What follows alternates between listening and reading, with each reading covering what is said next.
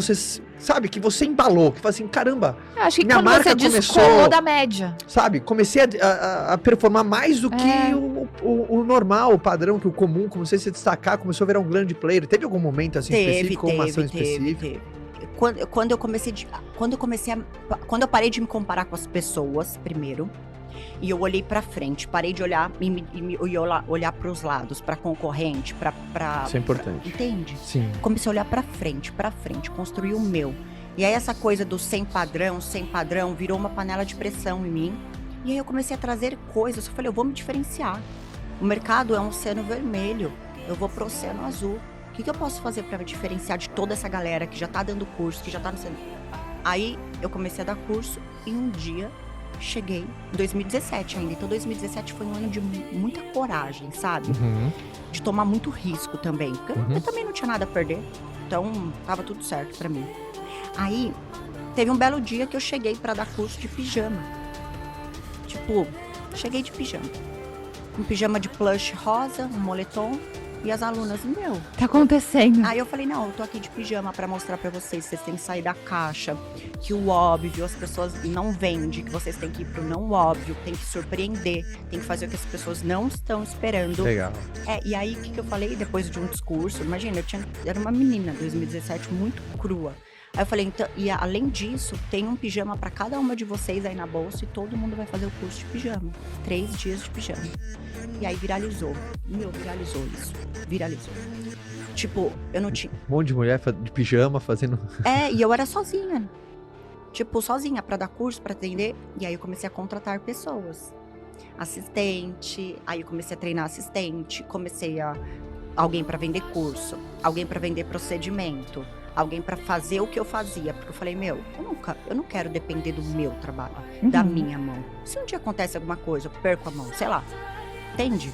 Sim. Tava tudo ali, no meu trabalho. E eu falei, não, eu preciso escalar de alguma forma. Então, desde que eu comecei, eu tinha um pensamento de escalar o negócio de alguma forma. Não tem que depender de mim. E aí eu fui contratando. Chegou uma época que naquela salinha de 30 metros já tinha 11 pessoas comigo.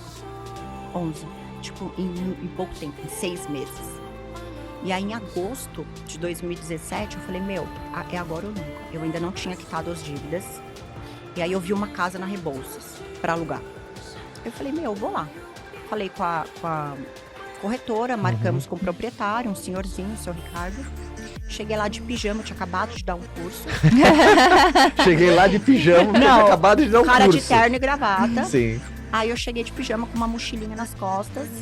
E aí, tipo, o aluguel 10 vezes mais do que eu tava pagando. Aí ele olhou e falou, não, tá bom. Aí ele foi e puxou o meu nome, né? Com restrição em tudo quanto é lugar. Eu não vou alugar pra essa menina endividada de pijama. Só que, eu queria muito. E quando eu quero uma coisa, enquanto eu não consigo... Você não para. Não para. Eu sou muito determinada, tipo, muito. E eu fiquei enchendo o saco dele, enchendo o saco da corretora, falando, não sei o quê. E olha, como o universo é. Aí, passou um mês, assim, que eu tava enchendo o saco e já era não a resposta. Ele falou, não, vou alugar pra ela. Eu tava jantando com a minha família, ele falou. Tava jantando com a minha família e na mesa, assim, eu comentei com as minhas filhas que tinha uma menina que queria alugar a casa da Rebouças. E eu mostrei o seu Instagram pra elas e aí a minha filha, que era a Natália, também falou, pai, essa menina é super esforçada.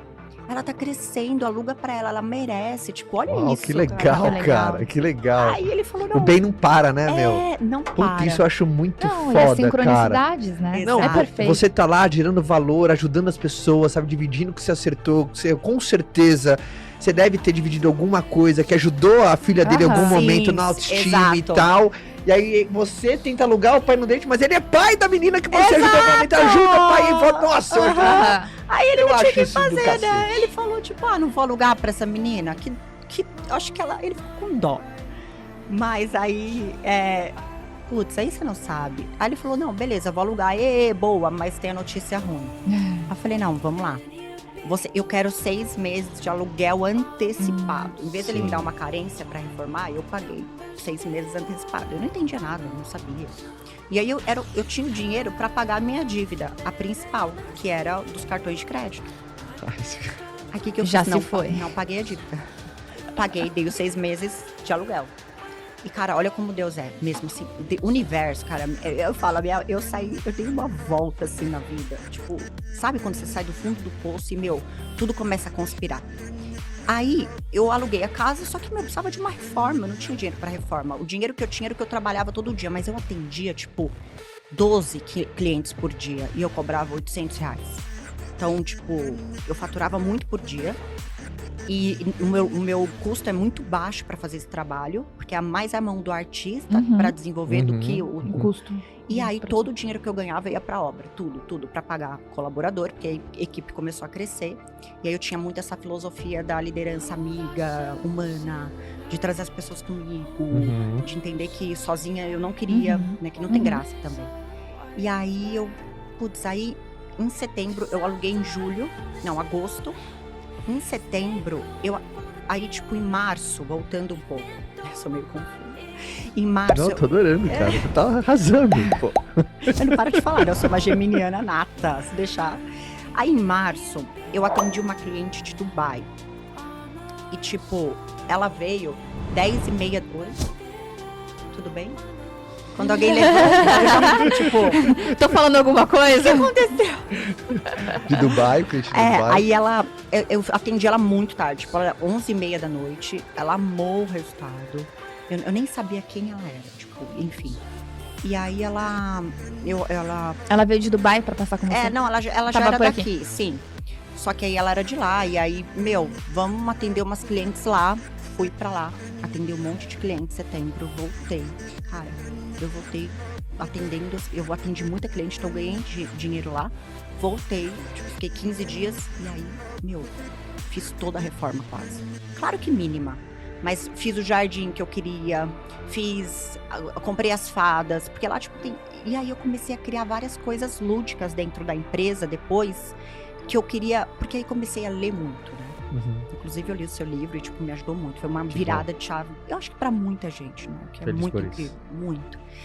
E aí, tipo, eu entendi que eu precisava fazer coisas diferentes e que eu queria, na verdade, gerar lembranças e memórias nas pessoas para que elas lembrassem de mim o tempo todo. Tipo, por quê? Sobrancelha virou commodity, todo mundo faz, todo mundo. Aí eu falei, como que eu faço para criar uma clínica que gere memória afetiva, positiva? E aí eu comecei a fazer várias coisas. Aí eu enchi a fachada de flor, né? E aí, tipo... Eu já passei lá, fez clínica, não tem como... Não olhar. Então, aí, quando eu fui alugar na Rebouças... A galera para pra tirar foto? Para, trânsito aumentou ali. E aí, tipo, a galera, todo mundo falou... Foda ficar pedindo opinião dos outros, né? Porque ninguém sabe o que você tá vivendo. Tipo, aí eu fui perguntar pra todo mundo o que achava, todo mundo falou, não aluga lá, não aluga. Lá é trânsito o dia todo, você não vai ter cliente. Mas o meu cliente não é aquele cliente que tá passando na rua e fala, não, vou fazer a sobrancelha agora. Não, é o cliente que marca, ele se prepara. E aí eu falei, não, então, já que tem trânsito, vamos lá, qual que é a solução? Não vou deixar de fazer aquilo, eu vou criar a fachada mais top, todo mundo vai olhar. Tipo, tem trânsito? Vou usar esse trânsito a favor. Uau! Tanto que no começo, quando inaugurou, que não inaugurou, né? Só abriu a clínica, mudou, colocou flor. Não, você não sabe, eu mandei fazer um monte de garrafinha de água personalizada e coloquei as meninas pra distribuir no farol. Tipo, sabe, água, uma aguinha. Sim, uma gentileza, né? Uma aguinha pra você que tá aí, olha, todo mundo, tipo, e foi pegando essa coisa. Eu tinha até esquecido de contar isso da aguinha, da gente entregar no farol a água.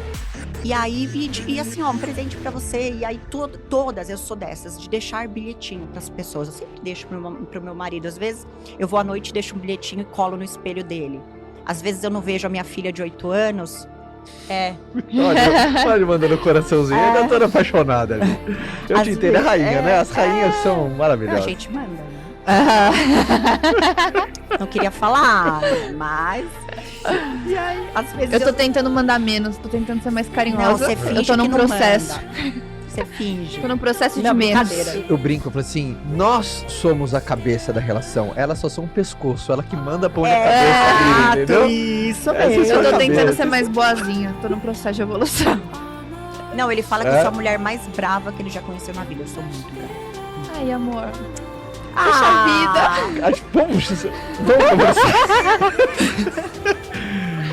Eu tô aqui me segurando, agora eu tô aliviada. Até esse momento da tua história fica muito... Primeiro, me veio muito na cabeça uma frase de Napoleon Hill, que ele diz eu amo o livro dele. Eu falo que ele tem que ler, todo mundo tem que ler. É muito bom o livro do Napoleon Hill, porque ele provoca você. E a frase era o seguinte, eu nunca mais vou esquecer essa frase, porque foi no momento de Alwin na minha vida. Todo mundo tem aquele momento na sua vida, cada um... Quando o Flávio vem aqui, ele conta o lance do cheque especial, que... Ele não é viciante. Mas é aquele momento onde você dá tudo que você tem dentro da condição você naquele momento. E a frase era o seguinte: quando um homem aposta o seu futuro num lance único pra conseguir, com convicção, é que ele tá certo da vitória. Exato. Sabe, não é aquela coisa de leviano. leviano. Olha. Não é aquela coisa, olha. Não é aquela coisa. É porque é muita energia, cara. Sabe, não é aquela coisa, pensa em pensar. Não, cara, ele sabe do risco, ele sabe o trabalho que vai dar. Mas ele vai. Mas posso ele falar tá uma coisa disposto. que é muito inteligente? Eu vi no Instagram alguém falando essa frase, eu achei muito inteligente. De você viver um dia do seu pior dia. Daquele dia que você mais teme que aconteça. Porque às vezes a gente deixa de arriscar, a gente deixa de fazer coisas porque eu tenho medo de dar errado e tudo que eu mais eu acabar vivendo. Mas é porque você tava naquela situação, tipo, eu já tô vivendo meu pior dia, daí pra trás não vai. Porque quando a gente tem uma ideia natural do ser humano, qualquer coisa que ele queira fazer, ele já imagina todos os cenários negativos possíveis que podem acontecer. Concordo. Dificilmente alguém vai olhar e não vai pensar no negativo. E eu não, eu condicionei o meu cérebro quando eu tenho uma ideia, a não ver dificuldade nenhuma, mesmo que ela exista. Eu vou só pro... É o que eu falo, é o que eu falei até pro Joel. Eu falei, eu tenho uma ideia, eu ajo e depois eu planejo. É que tem aquela coisa, né? Onde muita gente só enxerga a limitação, é importante você começar a perceber as possibilidades. É o não óbvio que eu falo. Porque obviamente tem desafio, e não é pra você renegar isso, mas saber, gente, aquela coisa, Nath, temos uma bucha, time temos, o que a gente pode fazer diferente? Não, O que a gente pode fazer pra vender mais, pra preencher essa agenda, pra fazer esse buraco? A galera curte cultivar a dificuldade. Sim. A dificuldade tá aqui, vamos... Não, e aí? Gente, ação. A neurociência chama isso de ruminar o negativo. E quando você rumina o negativo, uma das coisas até a neurociência explica, fala que o problema é que o seu corpo físico não sabe distinguir o que é uma preocupação de futuro e o que está acontecendo agora. Exato. Por exemplo, se a gente faz uma dinâmica agora para todo mundo fechar o olho, os ouvintes do podcast, a gente faz aquela dinâmica guiada de você imaginar a pessoa que você mais ama no leito de morte, um monte de gente começa a chorar. Por quê? Porque o teu cérebro não sabe distinguir o que está sendo uma preocupação. Imaginação é a má utilização, a preocupação é a má utilização da imaginação. Porque tem emoção, então a emoção é sentida na hora. O seu corpo sente agora, ele acha que tá... A ansiedade é baseada nisso. O excesso de preocupação no momento que você não tem controle. O que é? No futuro. Exato. E o teu corpo físico sente no agora. E aí isso mata o criativo. Total. Criativo, você não consegue estar aqui e agora, porque ou você está preso no passado, no erro, porque muita gente vive o passado no erro, e eu costumo falar que erros não nos justificam, não nos definem, que a gente carrega, e quando a gente tá pensando lá na frente, a gente não tá conectado no presente pra ter, porque, criatividade é divino, é conexão, é tipo, sabe? Então, quando você tá na frente ou atrás, você não tá conectado. As pessoas falam, por que eu não sou criativa? Eu falo, bom, vamos analisar direito, né? Então tem muito disso, assim, e eu acho que eu arrisquei muito, eu acreditei muito, porque eu não tinha outra opção. Toda fala que a Nath, por exemplo, você nunca falou, quando eu crescer eu quero trabalhar na indústria da beleza.